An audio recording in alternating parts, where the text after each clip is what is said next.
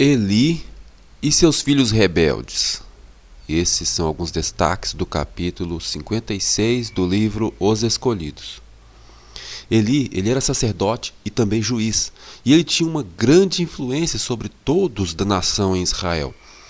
Mas ele não governava bem a sua própria casa.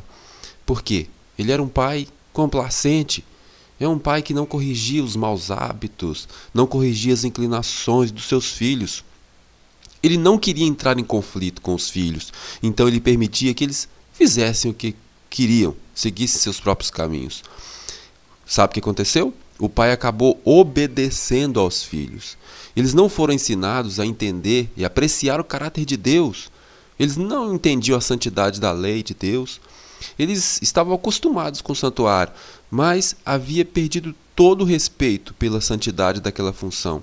E mesmo assim, sendo incapazes, foram nomeados como sacerdotes no santuário.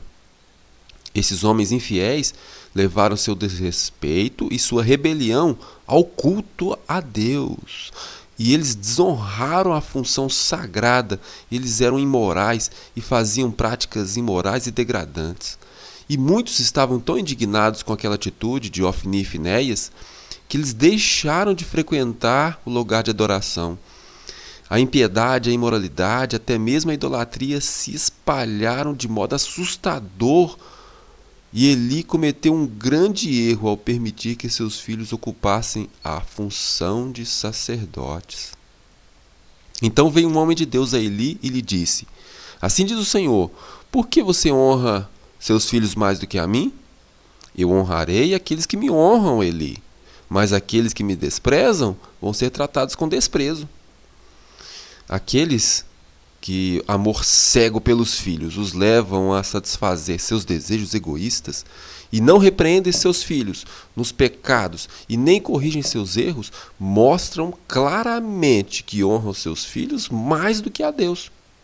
Eli deveria ter tentado, em primeiro lugar, corrigir o mal com medidas suaves, mas se elas não resolvessem, deveriam ter disciplinado o erro com atitudes mais severas.